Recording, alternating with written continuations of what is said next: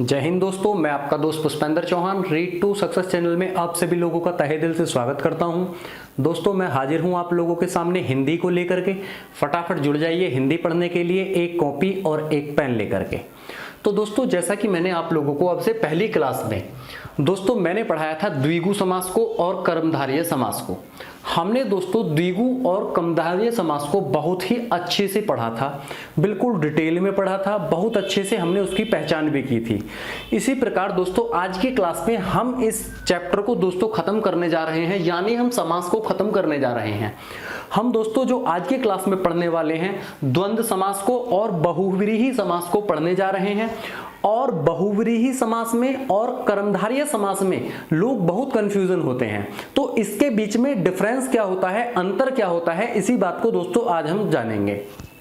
आप लोगों को दोस्तों शुरू से आखिर तक मेरी क्लास में बने रहना है और वीडियो को शेयर कर देना है। कम से कम एक मित्र को आप लोगों को इस वीडियो को शेयर भी कर देना है। तो दोस्तों जैसा कि मैंने आप लोगों को अब से पहली क्लास में पूछा था दोस्तों, एक क्वेश्चन किया था कि समास शब्द का विलोम क्या होता है, तो कुछ स्टूडेंट्स ने कमेंट के माध्यम से बिल्कुल सही आंसर दिया था।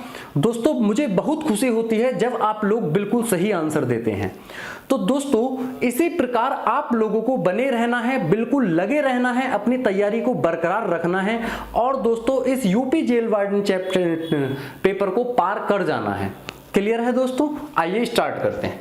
तो दोस्तों अब आप लोग हेडिंग डाल देंगे द्वंद्व समास। अब ये द्वंद्व समास दोस्तों इसकी पहचान क्या होती है, इसकी डेफिनेशन क्या होती है, इसी बात को जानते हैं। तो इसमें होता क्या है, जिस समास में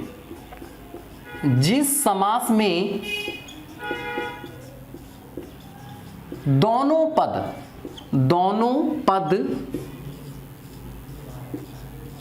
प्रधान होते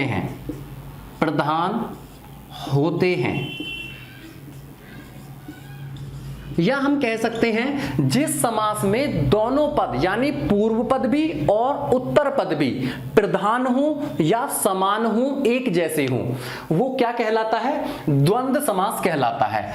और दोस्तों इस समास में और एक बात होती है कि इसमें इसका विग्रह करने के बाद और या का प्रयोग होता है, यानी इसमें विग्रह करने के बाद यानी समस्त पद का, समास पद का विग्रह करने के बाद क्या होता है, इसमें विग्रह करने के बाद और कॉमा या का प्रयोग होता है। अब दोस्तों इस समास की पहचान क्या होती है, अब इसकी पहचान क्या होती है, विग्रह करने से पूर्व यानी इसको तोड़ने से पहले हाइफन का प्रयोग देखने को मिलेगा, यानी जिसको योजक चिन्ह बोलते हैं, ये जो होता है इसे योजक चिन्ह बोला जाता है, इसका प्रयोग आप लोगों को देखने में मिलेगा। अब दोस्तों आइए इसे एग्जांपल के माध्यम से समझने का प्रयास करते हैं। सबसे पहला एग्जांपल किस प्रकार से है, नदी नाले। अब इसमें हमें क्या देखने को मिला, हमें देखने को मिला कि बीच में योजक चिन्ह लगा हुआ है, यहां भी, यानी सभी में योजक चिन्ह हमें देखने को मिला। तो ये सबसे पहले इस समास की क्या है, पहचान है। और इस डेफिनेशन में क्या बताया कि जिस समास में दोनों पद प्रधान होते हैं, यानी दोनों पदों की वैल्यू बराबर होती है। कैसे, छल कपट ठंडा गरम, यानी जितनी वैल्यू ठंडे की है उतनी ही वैल्यू गरम की भी है। अब देख दोस्तों, अब इनके बीच में डिफरेंस क्या होता है कि ठंडे को हम फीलिंग से लेते हैं, इसको भी हम फीलिंग से लेते हैं, तो इनके बीच में अंतर कुछ नहीं है, केवल और केवल दोनों क्या हैं, फीलिंग्स हैं कि ये ठंडा है ये गर्म है। अब दोनों पद क्या हुए, इसमें दोनों पद प्रधान हुए। तो दोस्तों नेक्स्ट एग्जांपल क्या है, पाप पुण्य। पाप और पुण्य, यहां पर हमें और देखने को मिला, यहां पर भी और देखने को मिला।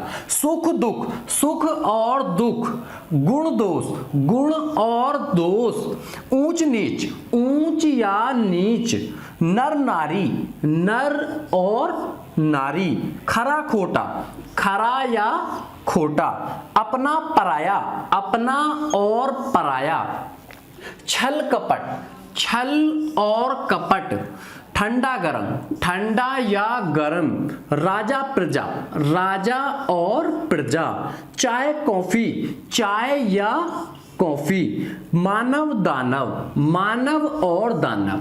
अब हमें यहां क्या देखने को मिला?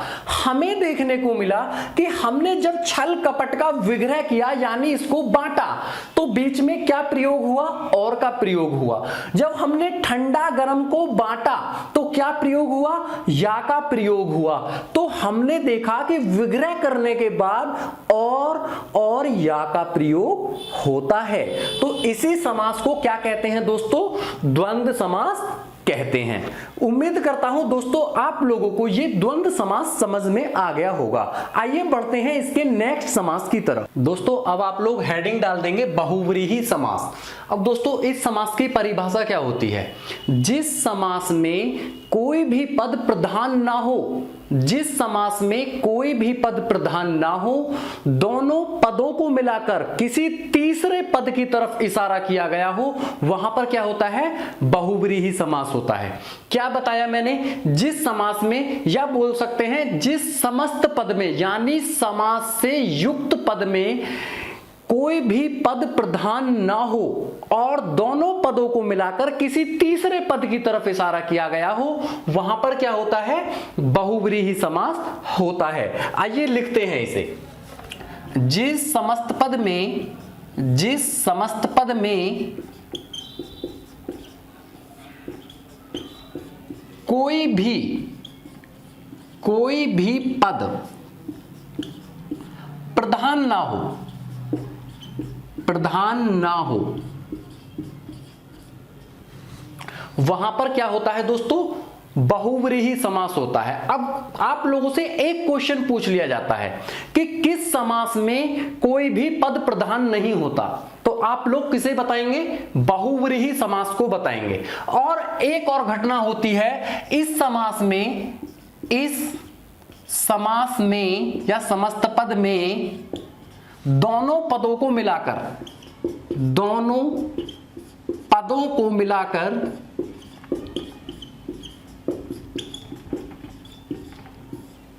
तीसरे पद की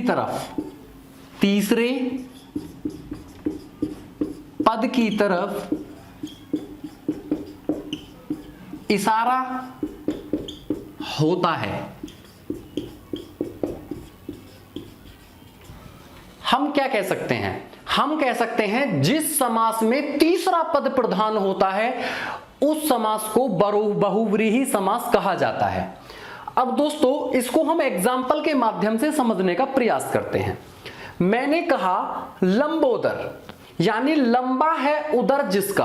अब किसका पेट लंबा है? उदर किसको बोलते हैं? पेट को बोलते हैं। अब किसका पेट लंबा है? सीधे दिमाग में घंटी बजनी चाहिए, किसका? गणेश का। तो आप लोगों ने क्या बताया तुरंत? यानी लंबा है उदर जिसका, किसका? गणेश का। तो तीसरे पद की तरफ इशारा हुआ, यानी गणेश की तरफ इशारा हुआ। इसमें प्रधान कौन हुआ? गणेश हुआ। Next example, Dashanan. 10 हैं आनन जिसके। आनन बोला जाता है सिर के लिए। अब 10 सिर किसके हैं? तुरंत दिमाग में घंटी बजेगी। क्या घंटी बजेगी? कि 10 सिर तो रावण के होते हैं। अब इसमें तीसरा पद कौन हुआ? रावण हुआ। इसमें प्रधानता किसकी हुई? रावण की हुई। इसी प्रकार महावीर। महावीर किसके लिए प्रयोग होता है? श्री हनुमान के लिए होता है। महान है जो वीर, कौन? हनुमान। चतुर्भुज। 4 हैं भुजाएं जिसकी, कौन? विष्णु। इसी प्रकार पंकज। पंख में पैदा हो जो, यानी या पंख में पैदा होने वाला। पंख किसे बोलते हैं? कीचड़ को बोलते हैं। कीचड़ में पैदा होने वाला कौन होता है? कमल होता है। अनहोनी, न होने वाली घटना, यानी कोई भी विशेष बात के लिए आप लोगों को नोट पॉइंट करके लिख लेना है कि किसी भी विशेष घटना के लिए बहुव्रीहि समास का प्रयोग किया जाता है। ये कोई विशेष व्यक्ति हो, कोई विशेष घटना हो, तो इसके लिए किसका प्रयोग किया जाता है? बहुव्रीहि समास का ही प्रयोग किया जाता है। अब इसमें क्या कहा? अनहोनी, न होने वाली घटना। इंपोर्टेंट एग्जाम्पल है, आप लोगों की परीक्षा में पूछे जाने की संभावना है। नेक्स्ट, निशाचर, निशा में विचरण करने वाला या निशा में घूमने वाला। कौन? निशा किसे बोलते हैं? रात्रि के लिए, रात के लिए। अब रात में विचरण करने वाला, रात को कौन घूमते हैं? राक्षस घूमते हैं। अगली बात, चंद्रमौली, चंद्र है मौली पर जिसके, मौली किसे बोला जाता है? इसको भी सिर के लिए बोला जाता है। तो चंद्र है मौली पर जिसके, किसके सर पर चंद्रमा है? आप लोग तुरंत कहेंगे किसके सर पर है? शिव के सिर पर है। तो क्या हो जाएगा? शिव हो जाएगा। नेक्स्ट, विषधर, विष को धारण करने वाला। अब दोस्तों सबसे ज्यादा विष, विष यानी जहर को धारण कौन किए होता है? तुरंत दिमाग में घंटी बजती है कि सांप के पास सर्प से ज्यादा जहर होता है। तो आप लोग क्या बता देंगे? सर्प, यानी यहां पर तृतीय पद क्या है? सर्प है, इसी की प्रधानता है। नेक्स्ट बात, मृत्युंजय, मृत्यु को जीतने वाला। अब दोस्तों मृत्यु को किसने जीता? भगवान शिव ने जीता। तुरंत दिमाग में घंटी बजी कि कौन है मृत्यु को जीतने वाले? भगवान शिव हैं। तो आपका आंसर क्या हो जाएगा? बहुव्रीहि समास हो जाएगा मृत्युंजय के अंदर। नेक्स्ट, मीनाक्षी, मीन के समान आंखों वाली। अब दोस्तों हर औरत के पास मीन के समान आंख तो होती नहीं है, मीन बोला जाता है मछली के समान आंखों वाली। मछली की आंख बहुत ही सुंदर होती हैं। तो दोस्तों किसी विशेष स्त्री के पास, जिसके पास मीन के समान आंखें हों, यानी मछली के समान आंखें हों, वहां पर क्या होगा? आपका बहुव्रीहि समास होगा, उसको मीनाक्षी बोला जाएगा। मीन के समास आंखों वाली, यानी किसी विशेष स्त्री के लिए भी क्या होता है? बहुव्रीहि समास का प्रयोग होता है। अभी मैंने आप लोगों को बताया था कि किसी भी विशेष घटना के लिए, किसी भी विशेष घटना के लिए, व्यक्ति के लिए, स्त्री के लिए क्या होता है? बहुव्रीहि समास का ही प्रयोग होता है। अब अज्ञात शत्रु, अब अज्ञात शत्रु का मतलब है जिसका कोई भी शत्रु ना हो, जिसका कोई भी शत्रु ना हो, यानी जिस व्यक्ति का कभी पूरी जिंदगी में कोई शत्रु पैदा ना हुआ हो, वो भी तो एक विशेष व्यक्ति ही है। उसी को क्या नाम दे दिया? अज्ञात शत्रु दे दिया।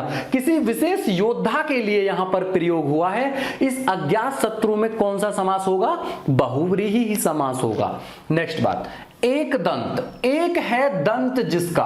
अब जिसके पास एक दांत हो, किसके पास? श्री गणेश के पास। तो आप लोगों का क्या हो जाएगा? बहुव्रीहि समास हो जाएगा किसमें? एक दंत में। नेक्स्ट बात, नीलकंठ, नीला है कंठ जिसका। दोस्तों इस नीलकंठ में बहुत कंफ्यूजन पैदा होता है। अभी इसको पढ़ाने के बाद मैं आप लोगों को इसी बहुव्रीहि और कर्मधारय समास में अंतर समझाने वाला हूं। अब नीलकंठ, नीला है कंठ जिसका, अब कौन? शिव। लेकिन नीलकंठ तो एक पक्षी भी होता है। अब दोस्तों आप लोग किस पर टिक करेंगे? इसी बात को हम वीडियो के अभी आखिर में जानने वाले हैं। अंशु माली, अंशु है माला जिसके। अब दोस्तों जो अंशु होता है ये किरण के लिए होता है। किरण है माला जिसकी, यानी जिसकी किरण माला के समान हो। कौन है? सूर्य। सूर्य के पास क्या होती है? किरण होती है। तो अंशुमाली इसके लिए प्रयोग किया जाता है। इंपोर्टेंट एग्जाम्पल है, आप लोगों की परीक्षाओं में 100% पूछे जाने की संभावना है। नेक्स्ट, कमल नैनी। अब दोस्तों ये जो मैंने आप लोगों के लिए 4 क्वेश्चन लिखे हैं, आप लोगों को इन क्वेश्चन का आंसर कमेंट बॉक्स के अंतर्गत लिख करके भेजना है। कमल नैनी, चक्रपाणी, पद्मासना और संधि का विलोम क्या होता है? इन चारों क्वेश्चंस का आंसर आप लोगों को कमेंट बॉक्स के अंतर्गत लिख करके भेजना है। तभी मैं जान पाऊंगा कि आप लोगों को मेरे द्वारा पढ़ाए गए समास समझ में आए हैं कि नहीं आए हैं। आप लोगों को कमेंट बॉक्स में इस बात को लिख करके भेजना है। आइए दोस्तों अब हम जानते हैं कि आखिर कर्मधारय समास और बहुव्रीहि समास में अंतर क्या होता है।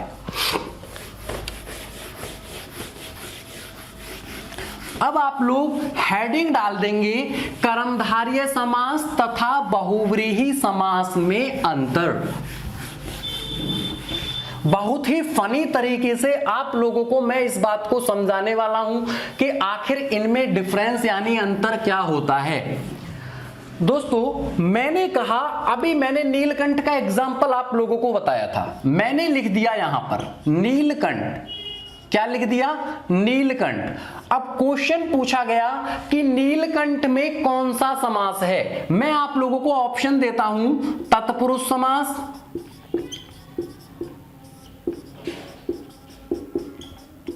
बहुव्रीहि समास,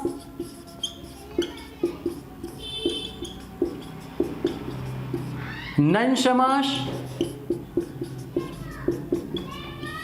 द्वंद्व समास।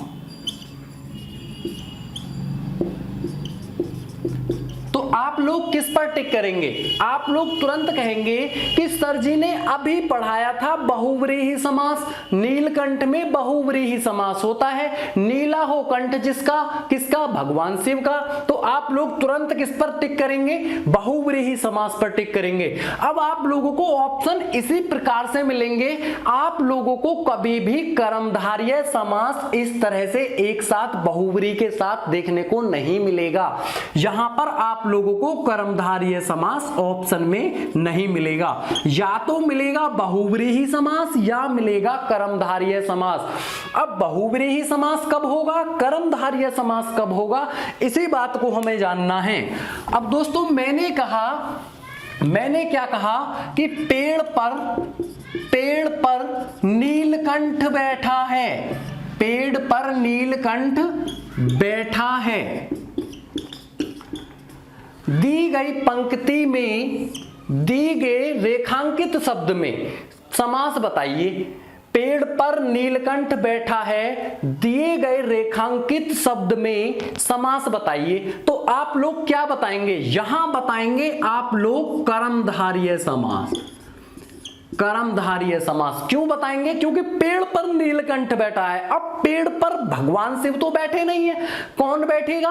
पेड़ पर पक्षी ही बैठेगा, और पक्षी के लिए अगर प्रयोग हुआ है तो आप लोग क्या लगाएंगे? कर्मधारय समास लगाएंगे। क्लियर है? अब नेक्स्ट बात, अब मैंने कहा आप लोगों से कि नीलकंठ मुझे शक्ति दो, नीलकंठ मुझे शक्ति दो कि मैं पहलवान बनूं। नीलकंठ मुझे शक्ति दो कि मैं पहलवान बनूं। अब व्यक्ति उस पेड़ पर बैठे हुए नीलकंठ को देखकर तो कहेगा नहीं कि नीलकंठ मुझे शक्ति दीजिए मैं पहलवान बनूं। वो किससे के लिए विनती करेगा? इस नीलकंठ में भगवान शिव के लिए विनती करेगा। किसके लिए विनती करेगा? भगवान शिव के लिए विनती करेगा। अब नीलकंठ मुझे शक्ति दो कि मैं पहलवान बनूं, यहां पर नीलकंठ में कौन सा समास होगा? यहां पर आप लोगों का बहुव्रीहि समास होगा। क्या होगा? बहुव्रीहि समास होगा। क्वेश्चन किस तरह से पूछा जाएगा कि दिए गए रेखांकित शब्द में कौन सा समास है, कि नीलकंठ मुझे शक्ति दो कि मैं पहलवान बनूं। अब क्या हो जाएगा? भगवान शिव, यानी भगवान शिव से यहां पर प्रार्थना की जा रही है, और आपका कौन सा समास होगा? बहुव्रीहि समास होगा। क्लियर है दोस्तों? नेक्स्ट एग्जांपल, मैं एक और एग्जांपल आप लोगों को दे करके दिखाता हूं। मैंने कहा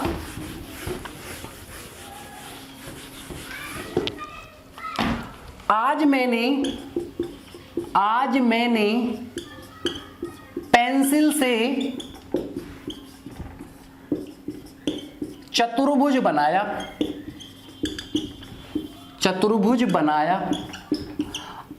दिए गए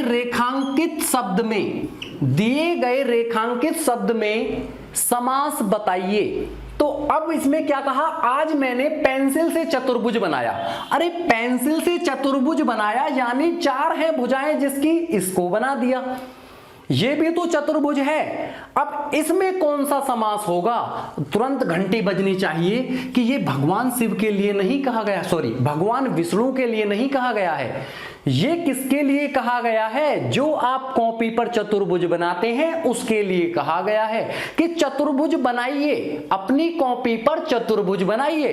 तो आप लोग चतुर्भुज भगवान विष्णु तो नहीं बनाएंगे, आप लोग तुरंत चार भुजाओं वाला चतुर्भुज बना करके दिखा देंगे। और यहां पर किस समास का प्रयोग करेंगे? कर्मधारय समास का प्रयोग करेंगे।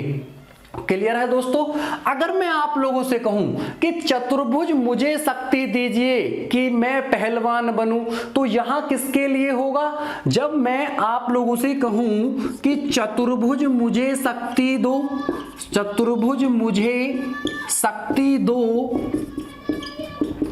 कि मैं पहलवान बनूं, पहलवान बनूं,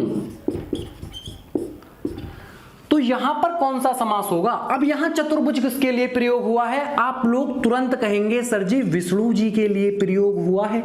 जब विष्णु जी के लिए प्रयोग हुआ है तो आप लोग इसमें क्या लगाएंगे? तुरंत लगाएंगे बहुव्रीहि समास। क्या लगाएंगे? बहुव्रीहि समास। तो दोस्तों उम्मीद करता हूं आप लोगों को कर्मधारय समास और बहुव्रीहि समास में अंतर स्पष्ट हो गया होगा। यदि आप लोगों को मेरे द्वारा पढ़ाया हुआ अच्छा लगा है तो प्लीज वीडियो को लाइक कीजिए, शेयर कीजिए, कम से कम एक मित्र को शेयर कीजिए, और दोस्तों हमारे इस चैनल रीड टू सक्सेस को सब्सक्राइब भी जरूर कर दीजिए और उस बेल आइकन को दबा दीजिए, जिससे हमारी आने वाली नई वीडियोस का नोटिफिकेशन आप लोगों तक सबसे पहले पहुंच सके। धन्यवाद दोस्तों।